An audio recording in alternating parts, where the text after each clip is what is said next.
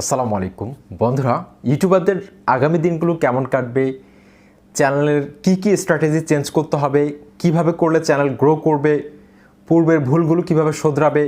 আমার ব্যক্তিগত কিছু অভিজ্ঞতা রয়েছে আমার দুটো চ্যানেল থেকে, যেহেতু আমি 2016 সাল থেকে ইউটিউব প্ল্যাটফর্মে কাজ করছি। A to Z আজকের এই ভিডিওতে বেশ কিছু সিক্রেট টিপস থাকবে আপনাদের জন্য। আশা করছি নতুন ইউটিউবার এমনকি যারা ইউটিউব প্ল্যাটফর্মে অলরেডি কাজ করছেন কিন্তু এখন পর্যন্ত সাফল্য পাননি, তাদের জন্য আজকের এই ভিডিওটি মাইলফলক হিসেবে কাজ করবে। পুরো ভিডিওটি দেখার আমন্ত্রণ জানাচ্ছি। আপনাদের সাথে রয়েছে তানিম খান। চ্যানেলটি সাবস্ক্রাইব করে দিন, আর যারা সাবস্ক্রাইব করেছেন থ্যাংক ইউ সো মাচ। বন্ধুরা, ইউটিউব প্ল্যাটফর্মে প্রতিনিয়ত কন্টেন্ট ক্রিয়েটরের সংখ্যা বাড়ছে নতুন নতুন টপিক্সের ভিডিও। প্রতিনিয়ত একই টপিক্সে অসংখ্য কন্টেন্ট ক্রিয়েটর তার নিজের মতো করে উপস্থাপন করে ভিডিও আপলোড করছে। তাই এই প্ল্যাটফর্মে তীব্র প্রতিযোগিতার সৃষ্টি হয়েছে। এই প্রতিযোগিতার মধ্যে টিকে থাকতে হলে আপনাকে বেশ কিছু কৌশল অবলম্বন করে ইউটিউব প্ল্যাটফর্মে নিজের একটা অবস্থান তৈরি করতে হবে।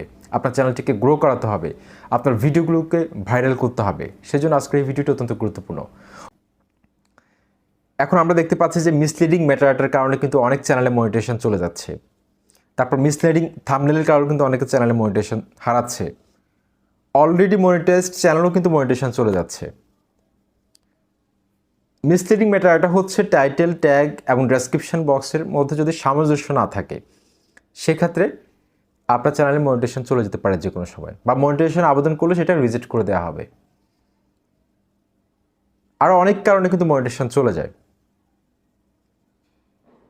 আমি যখন চ্যানেলটা খুলেছিলাম, এই চ্যানেলটা, তখন কিন্তু আমার ভিডিওতে আমি মনিটাইজেশন চালু করে কিন্তু ইনকাম করতে পেরেছি।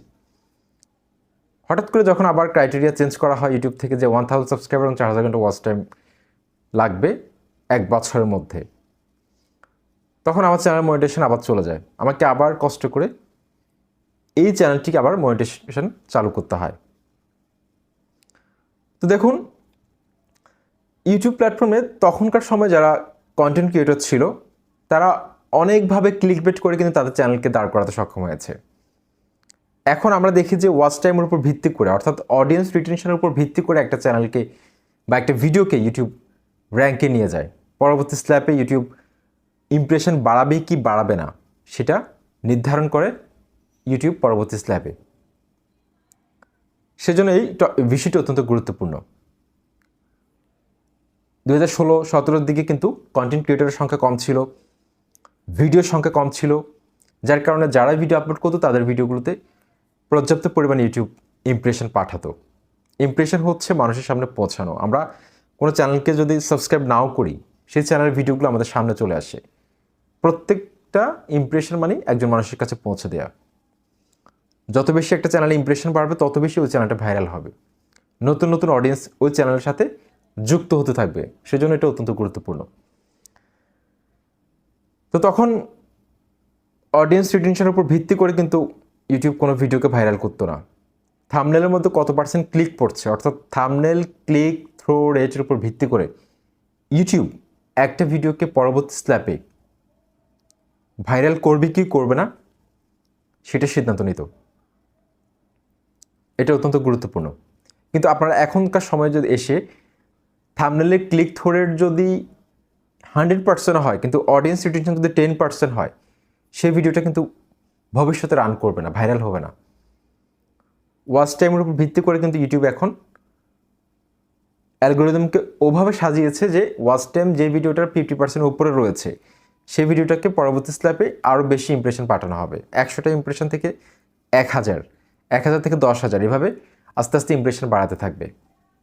তাই ওয়াচ টাইম হচ্ছে অত্যন্ত গুরুত্বপূর্ণ। আপনি ভিডিওর মধ্যে টু দ্য পয়েন্ট কথা বলবেন। আগামী দিনগুলোতে যদি আপনি ইউটিউব প্ল্যাটফর্মে সঠিকভাবে কাজ করতে চান, আপনাকে সঠিকভাবে কাজ করতে হলে অডিয়েন্স রিটেনশন, দর্শকদেরকে ধরে রাখার জন্য ভিডিওর মধ্যে টু দ্য পয়েন্টে কথা বলতে হবে।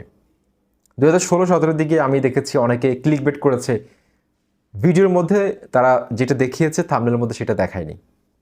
থাম্বনেলের মধ্যে কোনো একটা বালগার কন্টেন্ট যুক্ত করে দিয়েছে, 18+ কন্টেন্টগুলো, এমনকি এমন সব টপিকস সংযুক্ত করেছে যেটা আসলে ভিডিওর মধ্যে নেই, মানুষকে ক্লিক করতে বাধ্য করেছে। কারণ তখন সিস্টেমটা ছিল, ইউটিউব অ্যালগোরিদমটা ডিজাইন করা ছিল ওভাবে ডিজাইন করা ছিল যে থাম্বনেলের মধ্যে কত বেশি ক্লিক পড়ছে, যত বেশি ক্লিক পড়ছে তত বেশি ওই ভিডিওটা কিন্তু রান করছে। তত বেশি ওই ভিডিওটা কিন্তু ভাইরাল হয়ে যাচ্ছে। সেজন্য আপনারা দেখুন, এখনকার সময়ে এসে আপনি যদি একটা থাম্বনেলে ক্লিক বেট করেন, আপনাকে কিন্তু মিসলিডিং থাম্বনেলের কারণে কিন্তু মনিটাইজেশনটা রিজেক্ট করে দেওয়া হবে। অলরেডি আমার কাছে একজন ইনবক্স করেছে, আপনারা দেখতে পাচ্ছেন এখানে, আমি আপনাদেরকে দেখাচ্ছি, দেখুন স্ক্রিনশটটা দেখুন। মিসলিডিং থাম্বনেলের কারণে কিন্তু তার চ্যানেলে মনিটাইজেশন চলে গেছে। 50,000 প্লাস সাবস্ক্রাইবার রয়েছে এত বড় একটা চ্যানেলে।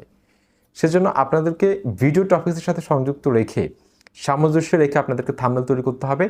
যদি আপনি ক্লিকবেট করতে চান, পজিটিভলি ক্লিকবেট করুন, ভিডিওর সাথে মিল রেখে আপনি অতিরিক্ত কিছু সংযুক্ত করুন, কিন্তু ভিডিও টপিক্সের বাইরে নয়। টাইটেল, ট্যাগ, ডেসক্রিপশন বক্সের মধ্যে যাতে সামঞ্জস্য থাকতে হবে, এমনকি সার্চেবল কিওয়ার্ড ব্যবহার করতে হবে। যেহেতু আপনার চ্যানেলটা নতুন, এই সময় এসে যদি আপনি রান করতে চান, ইউটিউব প্ল্যাটফর্মে ভালো একটা অবস্থান ধরে রাখতে চান বা লাইফ টাইম ভিউ চান, সেক্ষেত্রে আপনাকে এমন কিছু টপিকস বেছে নিতে হবে যেগুলো এভারগ্রিন কন্টেন্ট, অর্থাৎ যেসব টপিক্সের চাহিদা কখনো শেষ হবে না। যেমন 1000 সাবস্ক্রাইবার কীভাবে পূরণ করব, এই কন্টেন্টে কিন্তু 1 বছর পরও কিন্তু মানুষ দেখবে, 5 বছর পরও কিন্তু মানুষ দেখবে, যতদিন ইউটিউব থাকবে। সেজন্য আপনি ট্রেন্ডিং টপিক্সের পাশাপাশি আপনাকে এভারগ্রিন কন্টেন্ট রাখতে হবে চ্যানেলের মধ্যে বেশি। এক্ষেত্রে কিন্তু আপনার চ্যানেলটা কিন্তু খুব ভালো একটা অবস্থানে যে কোনো সময় চলে যেতে পারে। কোনো না কোনো সময় দেখবেন আপনার চ্যানেলের যে কোনো একটা ভিডিও ইউটিউব ভাইরাল করে দিয়েছে।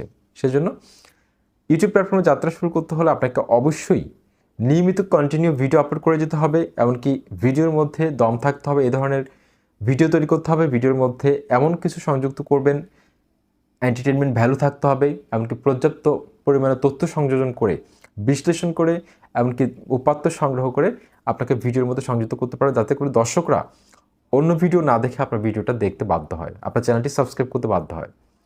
তো এই বলে আজকের এই ভিডিওটি আমি শেষ করছি বন্ধুরা। আশা করছি সবাই